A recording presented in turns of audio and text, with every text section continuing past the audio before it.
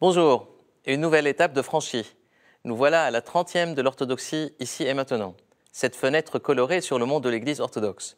Dans cette édition, nous reviendrons sur l'apparition d'un splendide livre-album coédité par la ville d'Épinay-sous-Sénart et les éditions Sainte-Geneviève du Séminaire, consacré aux multiples belles couleurs de ce petit trésor russe en terre de France, qu'est l'église en bois du Séminaire orthodoxe russe d'Épinay-sous-Sénart, dédiée à la Nativité de la Mère de Dieu. Je reçois pour en parler le révérend père Alexandre Signakov, recteur du séminaire, avec lequel nous évoquerons non seulement le contexte et les étapes de la fondation et de l'élévation de cette église transportée depuis Tver en Russie pour être plantée sur le sol français, mais aussi nous parlerons de l'actualité et des projets du séminaire russe en France sur les destinées duquel il veille avec attention et application. Une courte vidéo nous présentera à la fin l'église en bois se préparant à sa consécration. Bonne émission.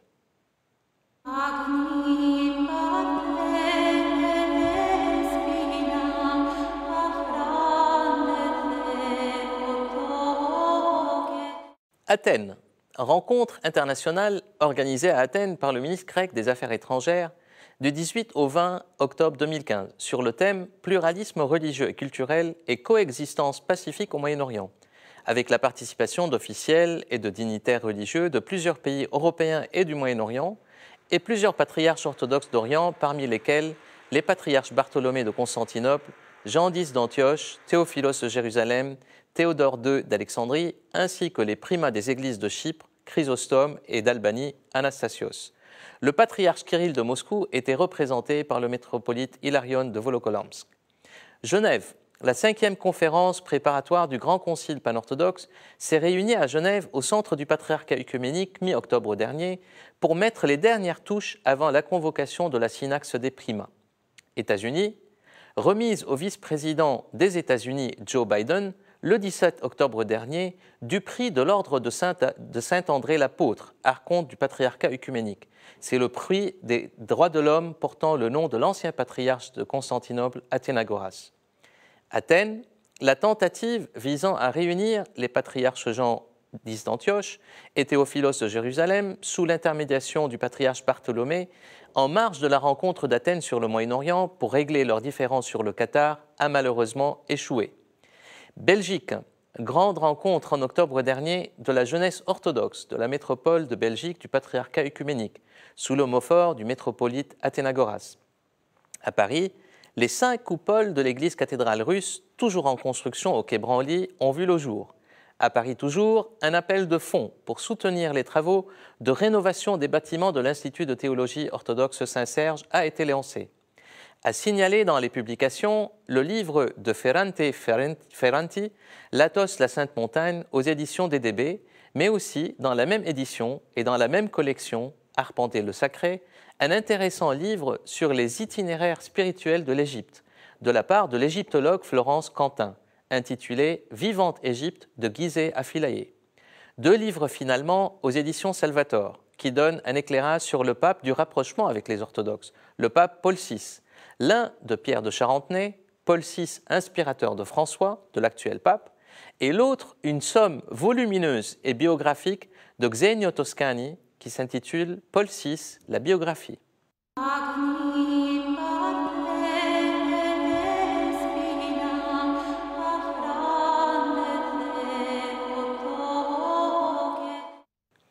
Quiétude et silence. La blancheur immaculée de la neige qui recouvre les toits de cette église en bois comme un revêtement naturel nous ferait croire que nous sommes dans un coin boisé perdu de la Sainte-Russie. Et pourtant, nous sommes en pleine Essonne. L'église en bois du séminaire russe d'Épinay-sous-Sénart est dédiée à la Nativité de la Mère de Dieu. Son bois a été transporté en France depuis Tver, en Russie, en septembre 2012. Elle a été montée sur place et puis inaugurée le 21 septembre 2014 lors d'une liturgie solennelle. Tout est beauté et finesse dans ce joyau. Son imposante et riche iconostase étagée, réalisée dans le style russe traditionnel, avec une quarantaine de panneaux sur bois entièrement peints à la main, ses 6 cloches fondues dans la région de Voronej, au sud de Moscou, son escalier intérieur très stylé, fabriqué par des artisans français de l'Essonne. Un splendide livre-album vient de lui être consacré. Il est coédité par la ville d'Épinay-sous-Sénart et les éditions Sainte-Geneviève du Séminaire russe. ce qui en dit long sur l'intégration réussie du séminaire dans le tissu local.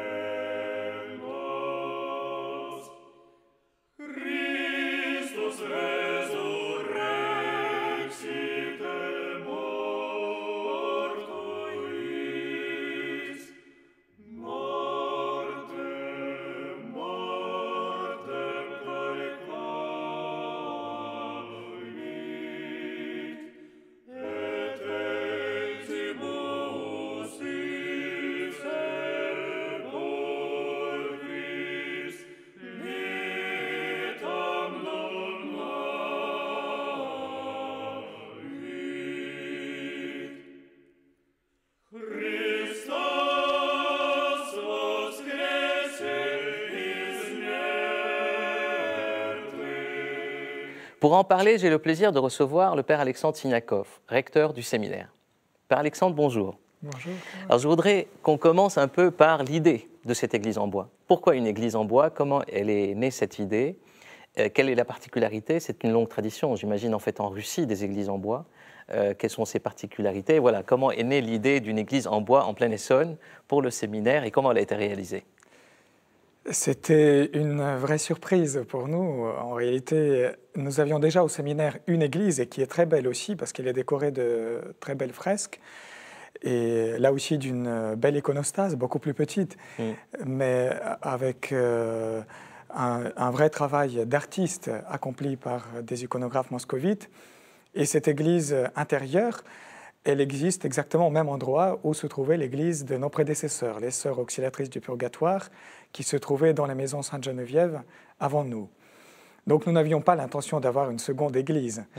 Et puis un jour, c'était pour la fête de la Nativité de la Mère de Dieu dans le calendrier julien, c'est-à-dire le 21 septembre, il y a 4 ans, notre évêque, Monseigneur Nestor, vient au séminaire avec un ami, et qui est un Russe investi dans la construction en bois et qui venait de commencer une coopération fructueuse avec la France et qui souhaitait remercier le Seigneur donc, de la réussite de son travail en offrant à notre séminaire une église.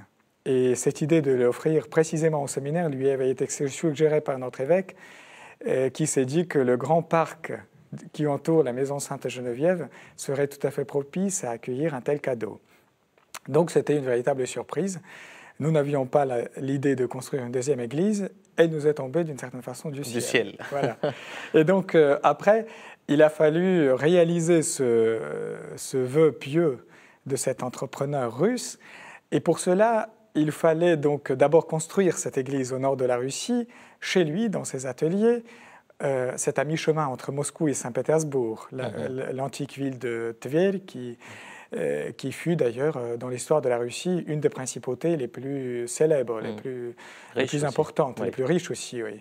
Et donc, dans ses ateliers, il a réalisé une petite église qu'il a entièrement dessinée lui-même, pour notre séminaire, donc en s'inspirant un peu de la particularité de notre parc, de ses dimensions. Ensuite, après avoir obtenu les autorisations nécessaires pour implanter cette église, il a fallu la transporter. Et là, 3 camions... Toute une aventure. Une aventure, une énorme aventure, parce que c'était des 3 camions très grands qu'on voit beaucoup sur les routes des États-Unis, mais qu'on voit peu en Europe. En anglais, on dit des trailers. Exact, oui. Donc, et ces 3 camions ont transporté à travers toute l'Europe ce bois jusqu'à Épinay-sous-Sénart. La ville, notre petite ville, a été très surprise de voir arriver ces énormes machines. Et puis, tout ce bois avec les cloches a été déchargé.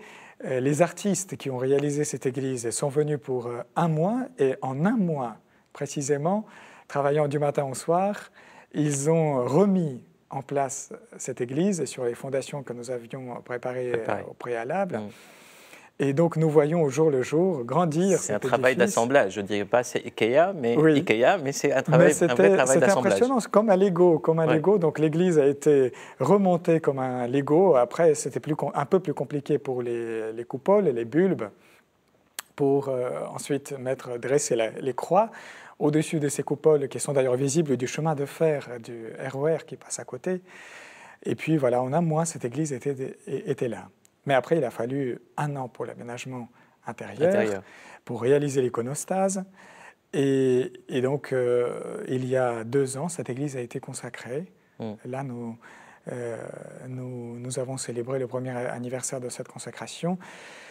Et aujourd'hui, c'est un véritable bijou. Et l'iconostase est devenue un peu la partie noble de ce bâtiment, qui est très rustique, qui est très simple, très pauvre même. Parce qu'en Russie, on construit les églises en bois, non pas par un choix idéologique, ni spécialement même par un choix artistique, mais parce que c'était les matériaux les plus disponibles, les plus faciles finalement à trouver. Et donc, c'était par nécessité matérielle, si j'ose dire, que la construction des églises en bois. Et c'est devenu une tradition, une très grande tradition. Et c'est devenu une tradition parce il y a de très belles églises en bois en Russie, dans des grands magnifiques, monastères. Il y a des spécimens magnifiques. Et le bois s'est révélé très bien aussi pour l'acoustique la sonorité. De ces églises, la sonorité. Oui. Même, on m'a dit que Rostropovitch, quand il a construit sa petite salle de concert dans le sud de la France, il l'a faite en bois, convaincu lui aussi que le bois était un matériau très propice pour donner un son pur à la fois aux instruments, mais aussi à la voix humaine. Absolument. En fait, c'est comme vous disiez, que c'est devenu, cette église en bois, une sorte d'attraction, je dirais, au niveau local. Elle s'inscrit maintenant, je dirais, dans la géographie du patrimoine, quelque part, local. Et on voit qu'elle est, à la fois, elle a du caractère, elle est discrète. Elle est très discrète parce qu'il y a beaucoup de nuances, de belles couleurs, notamment l'iconostase.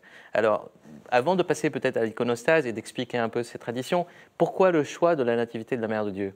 Le 21 septembre, qui est célébré le 8 septembre aussi dans le calendrier. Oui, le 21 septembre, c'est en fait le 8 septembre du calendrier julien, parce qu'il y a 14 jours de différence entre les deux calendriers. Et donc, c'est parce que l'idée de la construction de cette église, donc l'annonce du cadeau qu'allait nous faire cet entrepreneur, est survenue le jour de la Nativité de la Mère de Dieu. Nous venions, avec les séminaristes, de célébrer la liturgie de la fête. Donc, l'après-midi, nous l'avons reçu avec notre évêque.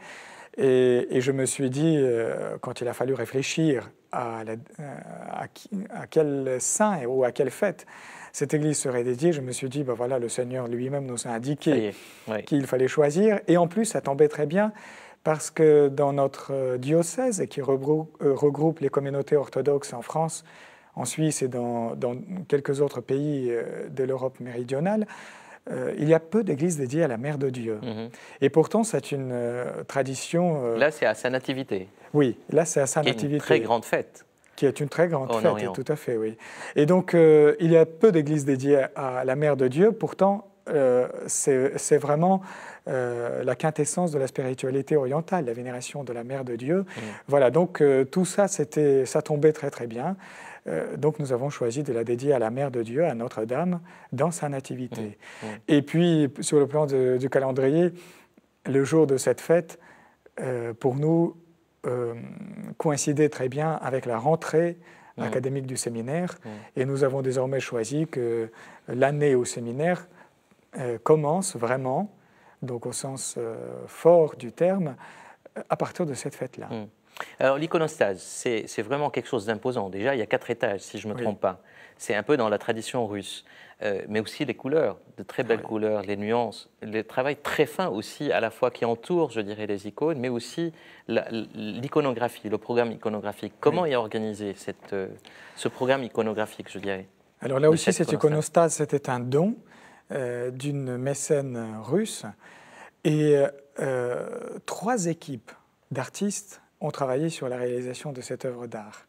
D'abord les iconographes qui ont réalisé les icônes avec un fond vert extraordinaire, un vert très discret, très doux et qui répond d'ailleurs d'une manière très heureuse au vert qui entoure celui des arbres et de l'herbe qui entoure l'église, parce qu'elle est plantée en plein milieu de notre parc. Et puis d'autre part, et la deuxième équipe qui a travaillé sur ce chef-d'œuvre, ce sont des ébénistes qui ont fait la structure en bois à partir du cyprès, parce que c'est un bois très dur, et qui l'ont sculpté à la main. Et puis, il y a eu aussi une troisième équipe qui a fait recouvrir cette structure en bois d'une fine couche de métal sculpté aussi, selon la très antique tradition moscovite, qu'on voit dans beaucoup d'anciennes églises de la capitale russe. Ces églises avec donc ce mariage du bois, de l'image, de l'icône et du métal. Voilà. Et donc cette iconostase, ils ont mis plus d'1 an à la faire. Après, avec le soutien de l'ambassade de Russie, nous l'avons transportée depuis Moscou. Elle était montée sur place. Ah oui, oui, oui. Elle était réalisée entièrement en Moscou, donc nous l'avons transportée là aussi. Et puis une équipe d'iconographes, en 2 semaines, nous l'a remontée dans l'église même.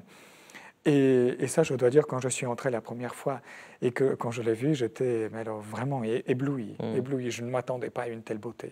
Alors on voit dans l'album en fait la beauté des visages, à la fois des rois, des prophètes, et avec aussi des apôtres, je dirais. Ces 3 niveaux. Il y a à la fois une circularité entre l'Ancien et le Nouveau Testament qui parle beaucoup. Mais c'est la beauté des visages qui sont très expressifs, avec ce côté vert aussi qui se mélange très bien avec le bois. Et donc le programme en fait des 4 étages s'organise comment? Alors il y a d'abord l'étage principal qui est l'origine même des iconostases, parce que l'iconostase est née autour de ces 2 colonnes qui séparaient le chœur de la nef, c'est-à-dire la partie où se trouve l'autel, de celle où se trouve l'assemblée du peuple de Dieu.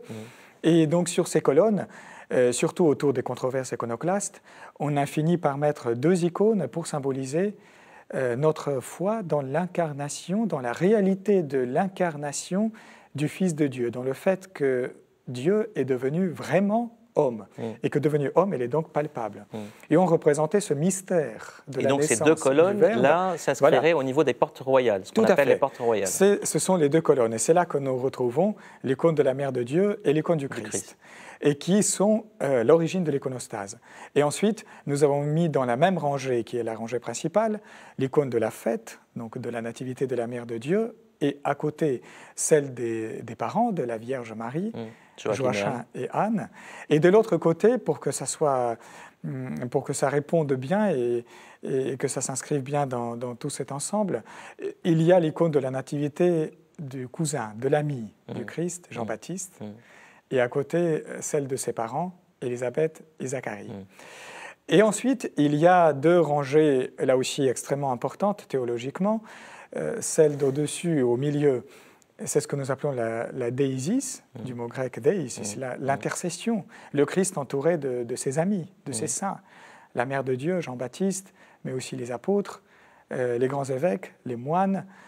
Et puis tout au-dessus, c'est le mystère de la venue de Dieu sur terre, Notre-Dame du Cygne, l'icône qui répond à ces paroles d'Isaïe, au-dessus des portes royales, qui est tout au-dessus des portes royales et qui couronne notre iconostase sous la croix, et qui répond aux paroles d'Isaïe, la Vierge concevra et enfantera un fils, et on lui donnera le nom d'Emmanuel. Et à côté, les prophètes de l'Ancienne Alliance qui ont annoncé la venue du Fils de l'homme. Et les rois aussi. Et les rois. David et Salomon, les constructeurs du premier temple. C'est magnifique, il y a beaucoup de choses à dire par rapport à cette église en bois, notamment on a déjà évoqué l'escalier qui est très stylé, qui est très aérien aussi. Je voudrais qu'on parle un peu du séminaire en tant que tel, parce que cette église s'insère dans ce séminaire. Quelle était l'idée d'origine? Et je pense que c'est quelque chose de très emblématique, et même, je dirais, c'est une expérience pilote du patriarcat de Moscou dans l'ensemble de l'Europe occidentale. Quels sont les projets et comment les choses se développent? L'idée de notre séminaire, c'était de donner l'occasion à des jeunes gens, à des séminaristes, des futurs prêtres de l'Église orthodoxe, qui ont déjà terminé le cursus complet de leur séminaire dans leur pays d'origine. Il s'agit principalement des pays de l'Europe de l'Est, la Russie, l'Ukraine, la Moldavie, la Biélorussie, le Kazakhstan, de leur offrir la possibilité de compléter les études cléricales, si j'ose dire, par des études universitaires dans un contexte linguistique, culturel, mais aussi chrétien et interreligieux différent de celui auquel ils sont habitués. Donc, ils viennent chez nous pour un complément de formation, généralement au niveau de master et de doctorat, mais il y en a qui font aussi des études de licence quand ils sont très jeunes et qu'ils ont le temps et le désir de reprendre depuis le début les études, notamment dans le domaine de la philosophie, des sciences religieuses, dans le domaine des langues, du grec ou du latin. Voilà. Donc le cursus, chaque fois, est adapté d'une manière très personnalisée à chacun d'eux. Et ces jeunes gens, ils sont actuellement 22, de différentes nationalités. Oui, donc ça fait déjà maintenant une importante communauté religieuse. Au séminaire, qui vivent sur place, voilà, qui ils vivent sur place, qui... et le séminaire leur offre la possibilité de mener une véritable vie religieuse. Donc ils prient sur place le matin et le soir. Ils ont beaucoup d'activités internes au séminaire, des activités à la fois pastorales, administratives. Ils aident les diocèses. Ils sont investis dans beaucoup de projets interchrétiens, interorthodoxes, interreligieux, donc en participant très activement dans la vie des communautés locales, chrétiennes, dans la vie de la cité aussi, dans de différents projets missionnaires. Et puis quelques cours. Il y en a 4 par semestre, dont l'objectif est de les aider à s'adapter au nouveau contexte dans lequel ils vivent. Et à la fin de cette formation, la plupart d'entre eux reviennent dans leur pays. Ils reviennent généralement comme enseignants dans des séminaires ou des académies ecclésiastiques ou des facultés de théologie. Ils reviennent comme des prêtres, généralement à des postes importants dans des institutions synodales ou pour aider les évêques dans leur mission. Et quelques-uns restent en Europe occidentale ou sont envoyés à l'étranger pour desservir nos communautés à l'étranger. Très bien. Merci beaucoup, Père Alexandre. C'est vraiment un vrai projet pilote. Comme vous dites, ils reviennent à la fois dans leur communauté, mais avec cette ouverture qu'ils ont eue ici, linguistique, culturelle, académique, et interchrétienne et interreligieuse. Et donc, c'est un vrai projet pilote pour un séminaire comme le vôtre. Merci. Merci, Carole.